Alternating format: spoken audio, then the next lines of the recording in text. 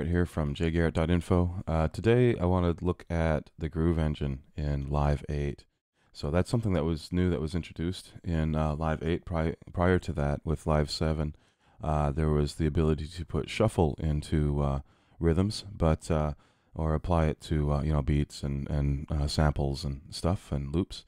With Live 8, they've added the ability to add grooves, which are grooves function a whole lot of different ways on clips that are being played. So one thing is that it adjusts the timing. It can also adjust how hard parts of the clip are being played. So effectively the velocity, although I don't want to totally call it velocity because it also applies to audio clips.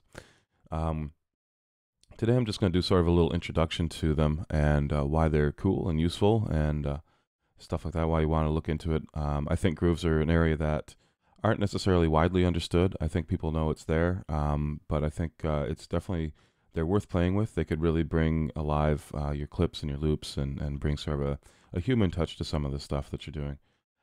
For today, I'm going to be running at 91 beats per minute, more of a hip-hop speed than a techno speed. But I think for the kind of subtle, I guess, beat, groove, and kind of stuff we're going to do here, that's it'll show it off a bit more clearly. So I guess as an example, let me start with something that I've written in MIDI, and this is straight. So I'll go ahead and just run this. And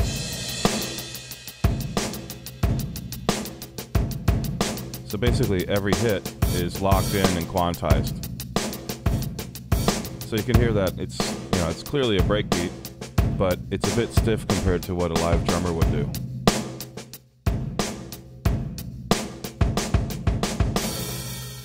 Okay, and for this I'm just using the British Vintage kit that comes as part of Ableton Suite. Okay, so let's look at what some live drummers are doing in some funk tracks. So if we start with Big Chief, this is off of their Mac Avenue Skull Game album. You can see I've pinned the ones, so the one for each bar I've pinned into place to the one of each bar within the within Live. If I go ahead and play it,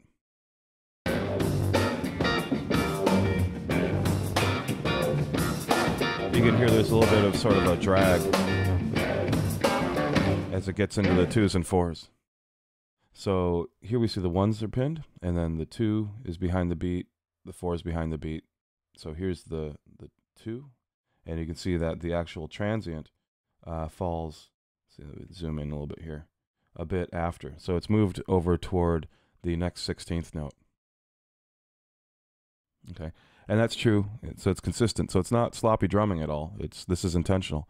And then that last note that hooks back into the first one is actually basically on a 32nd note in between the 4th bar's 4th beat and the next 16th note. Okay, and so take a look at Parliament here with Dr. Funkenstein. In this case, the beats are rushed. So I'll go ahead and get that running.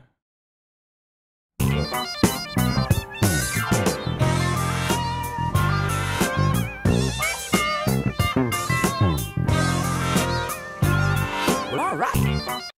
Okay, so in that case, you can see the 2s and 4s. Actually, the 4 appears to be pretty well locked on. The 3's a little bit ahead of the beat. The 2's a little bit ahead of the beat.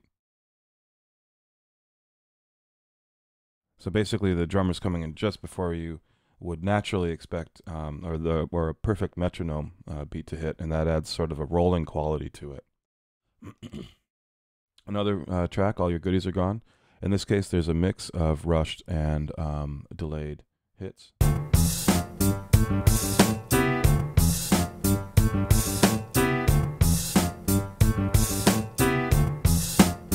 So basically, you're getting sort of a push and pull, and really what's happening is there's an elastic quality to the beat in this case. So the beats, or the kicks for the 1 and the half beat before the 2 are both on, but you can see that the 2's a bit behind, and then the final beat is slightly rushed. It's not perfectly right on, but it's not way far off either. And then up for the downstroke. Everybody get up. Get up for the downstroke. Everybody get up. So you can see that there's a lot of delay happening in there. So, you know, the ones at the 4 is falling behind the beat. The snare on the 2 of the first bar is behind the beat. And that's consistent for all of the 2s. They vary a little bit by how much. The 4 here is behind the beat, but the 4 here is less behind the beat. And the 4 here is pretty much on. So you can see it's a very elastic approach to the timing. And then, of course, there's the classic James Brown funky drummer loop.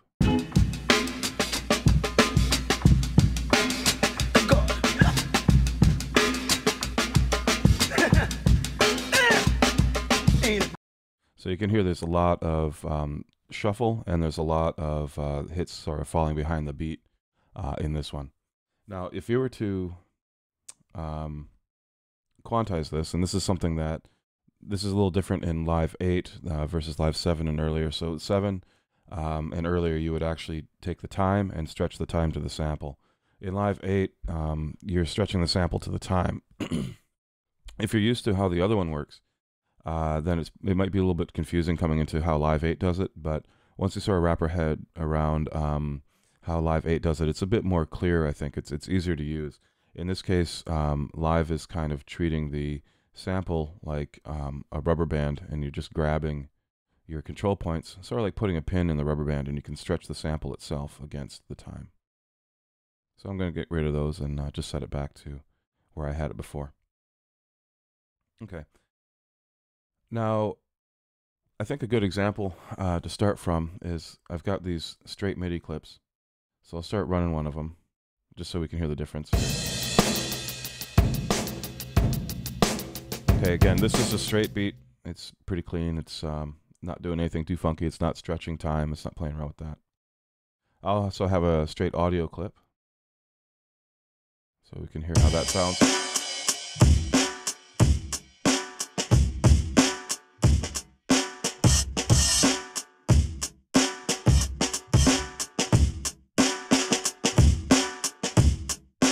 So that's pretty much straight on the beat, so all the major hits are locked in.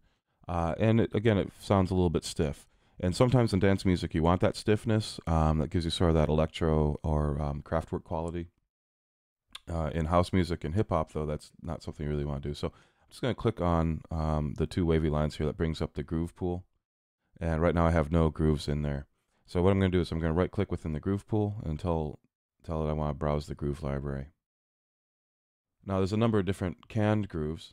So if you're used to using an MPC, there's 8 swings and 16 swings and 16 funkers and all kinds of stuff in here. So the way that that these swings work is pretty much like a shuffle.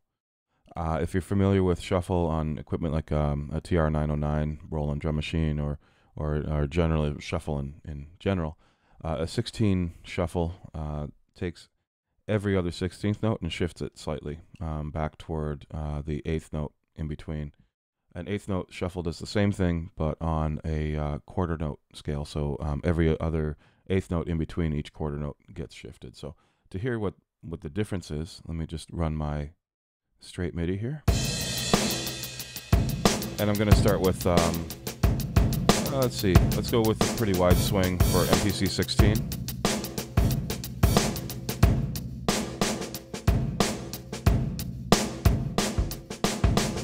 So you can hear it's moved the 16th notes in between each 8th note slightly in time. Okay, so I'm going to switch that out and go for an 8th note swing. Again, a fairly aggressive one with a 62 or 63 there.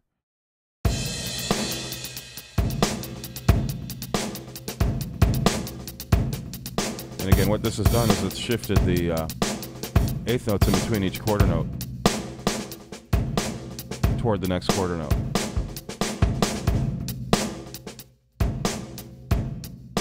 And these numbers indicate how much of a shift. I believe they're based on Lindrum timing, but the higher the number, the greater the shift. Okay. Now what I want to do is there's some other things. So if we go to the hip hop section here, there's like a roots down one. We'll just throw that one in. Now this is not just a shuffle or a swing. This is has a bunch of timing and randomization and stuff. I'm not going to get into this in this demo. This stuff gets fairly advanced, so we'll just keep that I'll just say it's there. For now, if you want to play around with it later, that's cool. But you can really mess up your stuff if you put in really crazy settings there. So you can hear that this is now more elastic. It's really changing the timings in between the notes, but not in like a really steady way. It's consistent, but it's not doing exactly the same thing to each eighth note in between each 16th, or each 16th in between each eighth note, excuse me. Okay, so a really good example is this, is if we compare the James Brown Funky Drummer loop to a straight version of it.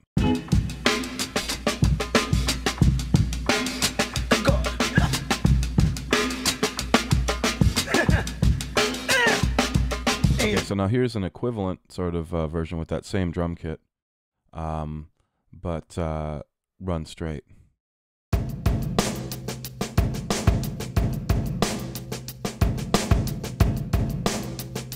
Now I've mimicked some of the velocity and stuff, so it gives kind of the sound of the original, but it's not, it really doesn't have the same sort of quality and the same sort of flow. Now, one of the really cool things about the Groove Engine is that you can extract grooves from audio clips.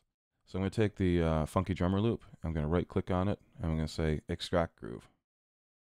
So now it's analyzing it to understand where the hits are relative to the straight beat, relative to the metronome. Okay, so now I have a new groove under my groove pool, and I can now drag that onto my Funky Drummer clip.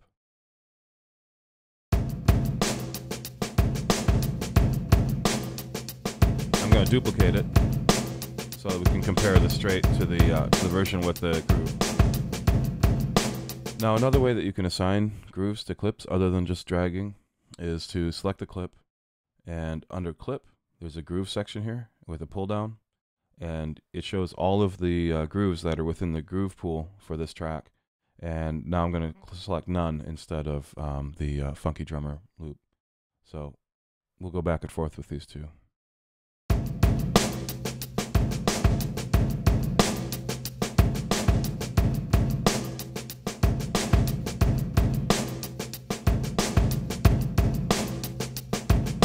So you can hear the difference there between with the groove is present and when it's not. Okay, so one of the really cool things also about the Groove Engine is that you don't have to just apply that to MIDI, or you're not restricted to MIDI. You can also apply this to audio. So here's the straight audio again.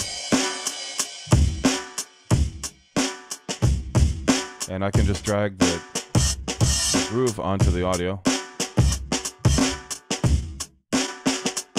And you can hear that it's changing the timing of the hits within the audio. So it's basically, it's stretching or compressing each section of the audio to match the timing in the groove.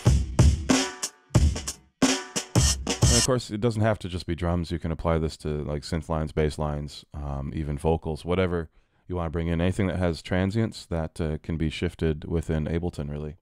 So I hope you've seen some of the benefit of working with grooves and what you can do. Just at a basic level of if you've got a track that you like that has a really nice groove where the drummer's doing some really cool stuff with his flow, you can sort of get that kind of feel into your MIDI productions or your MIDI based productions and your audio loop productions.